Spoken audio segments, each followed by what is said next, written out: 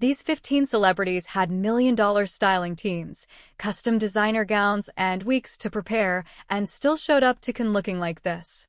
Number 3 spent over $200,000 on a look that got her mocked on every red carpet livestream. Number 9. Her own stylist reportedly refused to be seen with her after this. And number 1 is so bad, people are saying it ruined her entire brand. And let's get started. Philippine Leroy-Beaulieu.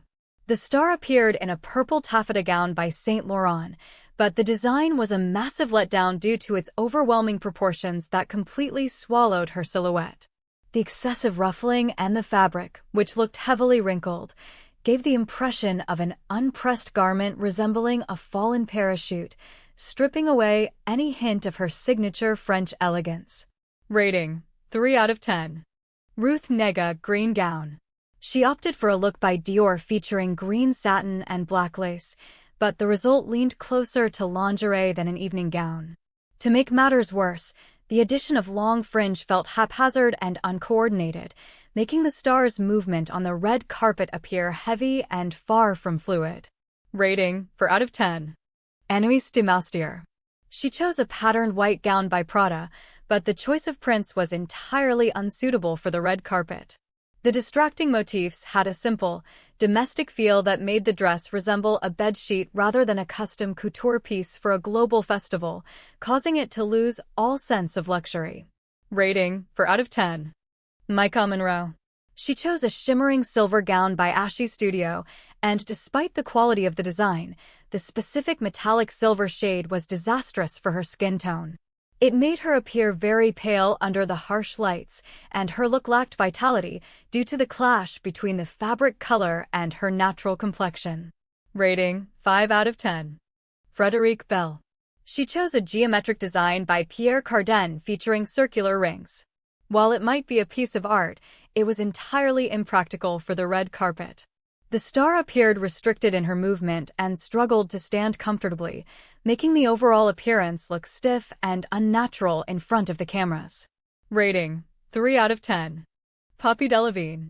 She appeared in a black velvet gown by Joan Collins, but the blending of sheer fabrics with crushed velvet gave the impression that the dress was unfinished or torn at the edges.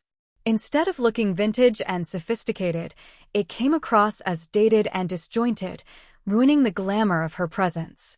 Rating: 3 out of 10. Ska Hanky.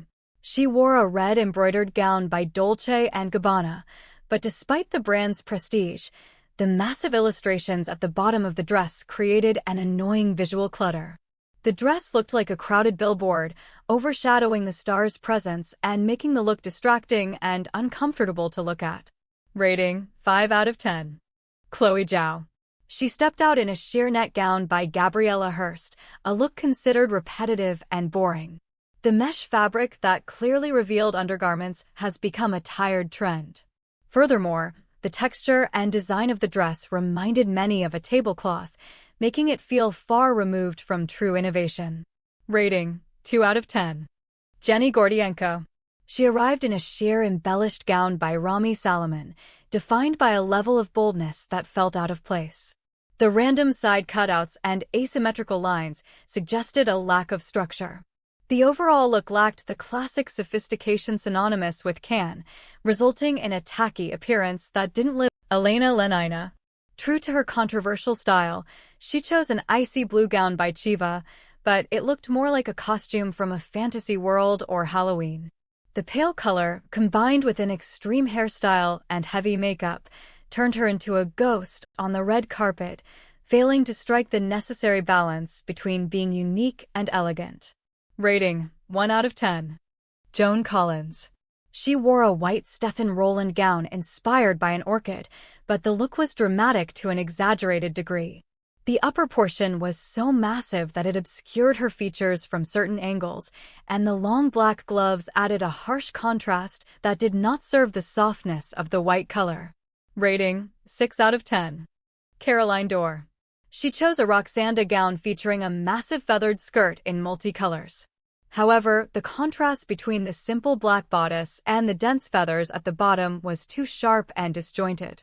The skirt looked as if it were detached from the dress, creating an unbalanced appearance that nearly ruined her usual aesthetic. Rating: 5 out of 10. Ruth Negga, white jumpsuit. During the morning photo call, she appeared in a silk jumpsuit by Celine. Despite her attempt at a chic look, the cut was too loose and appeared saggy. The high, fully closed neckline gave off a stifling, overly formal vibe that didn't match the vibrant morning atmosphere of Cannes.